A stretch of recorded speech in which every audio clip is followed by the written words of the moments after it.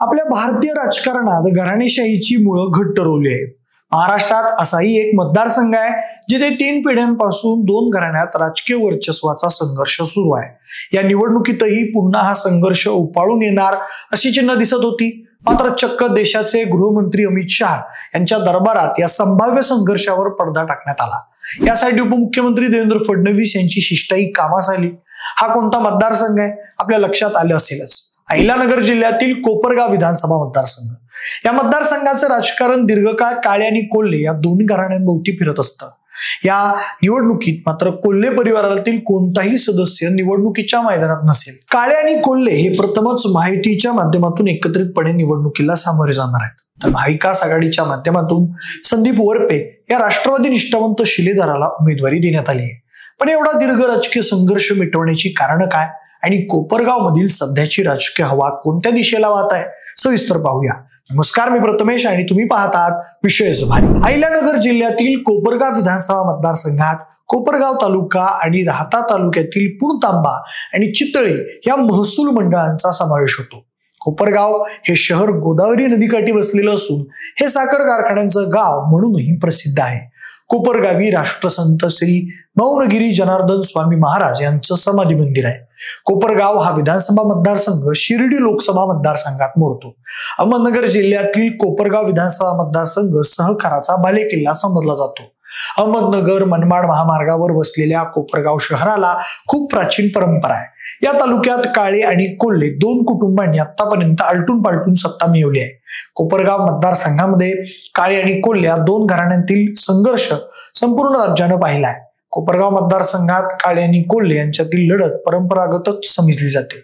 माजी मंत्री शंकरराव कोल्हे आणि माजी खासदार शंकरराव काळे या 2 नेत्यांच्या भोवतीच कोपरगावचं राजकारण सतत फिरत राहिलं आहे।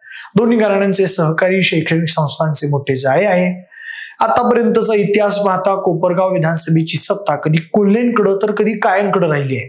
या 2 परिवारांव्यतिरिक्त अजून तिसरं कोणतं समीकरण या तालुक्यात उदयास आलेलं नाही। माजी मंत्री शंकरराव कोल्हे हे राष्ट्रवादीच्या स्थापनेपासून शरद पवारांसोबत होते। ते कोपरगाव विधानसभा मतदारसंघाचे 30 वर्ष आमदार होते। त्यांना 3 वेळेस मंत्रिपद मिळालं होतं। त्यांनी पुत्र बिपिन कोल्हे यांना 2004 साली निवडणुकीच्या रिंगणात उतरवलं होतं, मात्र त्यांना अपयश आलं। अशोकराव काळे यांनी 2004 आणि 2009 या दोन्ही पंचवार्षिक निवडणुकांमध्ये विजय मिळवला होता। सलग दोन्ही वेळेस सत्ता स्थापन केल्यानंतर अशोकराव काळे यांनी 2014 मध्ये पुत्र आशुतोष काळे यांना रिंगणात उतरवलं, मात्र आशुतोष काळेंना पराजयाला सामोरं जावं लागलं। 2014च्या निवडणुकीत शंकरराव कोल्हे यांच्या सुनबाई स्नेहलता कोल्हे यांनी भाजपच्या तिकिटावर निवडणूक लढवत आशुतोष काळे यांचा पराभव केला होता। विधानसभा 2019च्या निवडणुकीत पुन्हा काळे आणि कोल्हेंमध्ये चुरस पाहायला मिळाली होती। 2019ला भाजपकडे असलेला मतदारसंघ पुन्हा राष्ट्रवादी काँग्रेसकडे गेला, कारण राष्ट्रवादी काँग्रेस पक्षाचे अशोकराव काळे यांनी स्नेहलता कोल्हेंना अवघ्या 822 मतांनी पराभूत करत विजय खेचून आणला होता।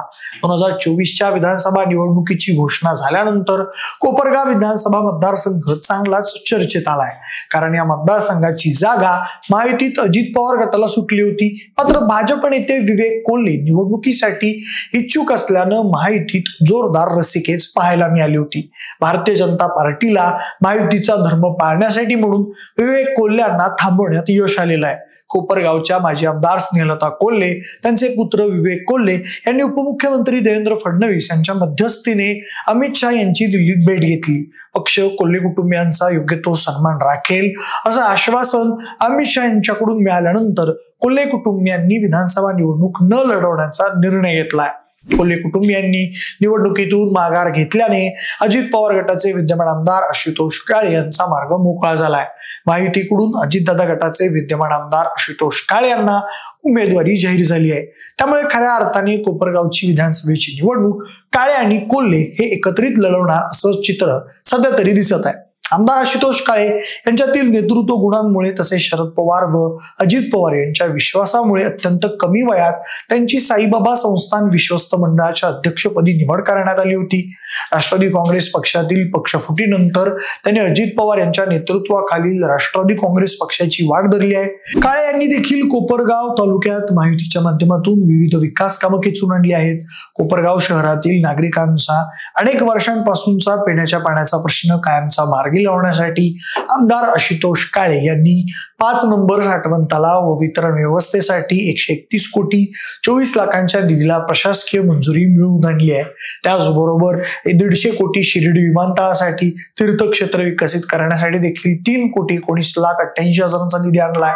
येथील पिण्याचा पाण्याचा प्रश्न सुटला असला तरी शेती पाण्याचा प्रश्न विधानसभा निवडणुकीतील महत्त्वाचा मुद्दा राहणार आहे। दुसऱ्या बाजूला महाविकास आघाडीकडून कोपरगाव विधानसभेची जागा शरदचंद्र पवार राष्ट्रवादी काँग्रेस पक्षाला सोडण्यात आलेली आहे। काही दिवसांपूर्वी विवेक कोल्हे ज्येष्ठ नेते शरद पवार यांच्यासोबत दिसलेले असल्याने कोल्हे राष्ट्रवादी शरदचंद्र पवार पक्षात प्रवेश करणार अशी चर्चा सुरू झाली होती। मात्र राष्ट्रवादी काँग्रेस शरदचंद्र पवार पक्षाने सर्वसामान्य कुटुंबातील निष्ठावंत कार्यकर्ते ॲडव्होकेट संदीप वरपे यांना कोपरगाव विधानसभा मतदारसंघाची अधिकृत उमेदवारी दिली। राष्ट्रवादी शरदचंद्र पवार पक्षाच्या पहिल्या यादीतच वरपे यांचं नाव जाहीर करण्यात आलंय। संदीप वरपे हे शरद पवार यांचे खंदे समर्थक मानले जातात। ते कोपरगाव नगर परिषदेचे 2 वेळेस स्वीकृत नगरसेवक राहिले आहेत।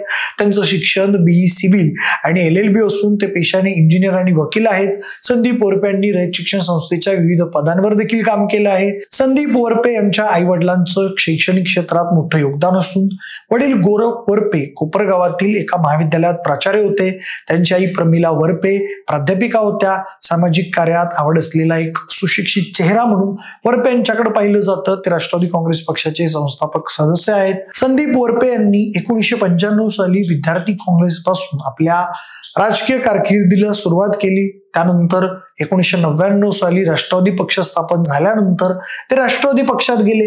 आजपर्यंत 25 वर्षाच्या कार्यकाळात राष्ट्रवादी युवक काँग्रेसचे जिल्हाध्यक्ष तसेच राष्ट्रवादी काँग्रेस पक्षाचे प्रदेश सचिव, प्रदेश प्रवक्ते आणि आता जिल्हा कार्याध्यक्ष आदी पदं त्यांनी भूषवली आहेत।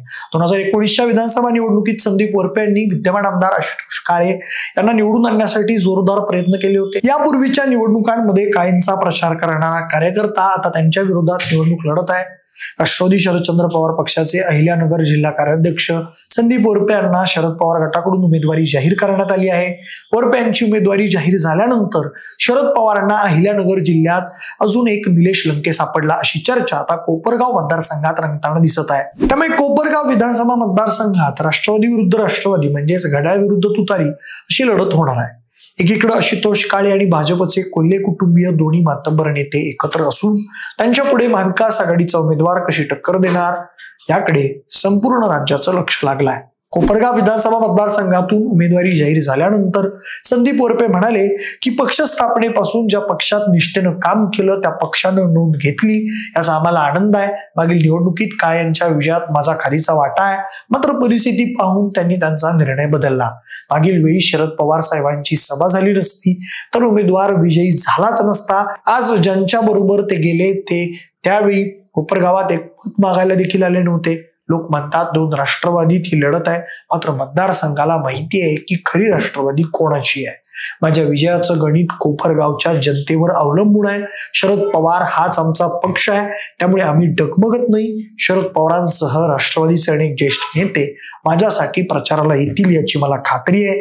मतदार मला निवडून देतील याची मला खात्री असल्याचं त्यांनी यावेळी सांगितलं। कोपरगावची जागा महाविकास आघाडीतील शिवसेना उद्धव बाळासाहेब ठाकरे या पक्षाला मिळावी यासाठी कोपरगावातील शिवसैनिक मातोश्रीवर दाखल झाले होते। ठाकरे गटाकडून उमेदवारी मिळावी यासाठी माजी जिल्हा प्रमुख प्रमोद लबडे, माजी नगराध्यक्ष राजेंद्र झावरे, माजी नगरसेवक भरत मोरे आदींनी उद्धव ठाकरे यांची भेट घेतल्याची चर्चा होती। मोठ्या प्रमाणावर शक्ती प्रदर्शन करूनही जागा शिवसेनेला न सुटल्यामुळे शिवसैनिकांमध्ये एक नैराश्याचं वातावरण निर्माण झालंय। महाविकास आघाडीची कोपरगावची जागा राष्ट्रवादी शरदचंद्र पवार गटाला सुटल्यामुळे महाविकास आघाडीचा धर्म म्हणून शिवसैनिक संदीप वरपे यांचा प्रचार करतील की बंड करतील।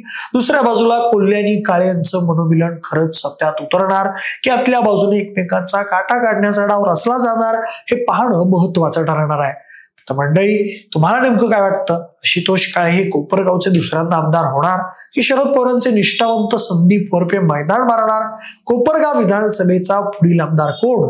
तुमची मतं आम्हाला कमेंट बॉक्समध्ये नक्की कळवा। जर हा व्हिडिओ आवडला असेल तर लाईक आणि शेअर करा। सोबतच आपल्याला ही माहिती कशी वाटली तेही सांगा। अशाच पद्धतीच्या माहितीपूर्ण राजकीय इंटरेस्टिंग घडामोडी पाहण्यासाठी विशेष भारी आपल्या हक्काच्या YouTube चॅनलला देखील सबस्क्राईब करायला अजिबात विसरू नका। धन्यवाद।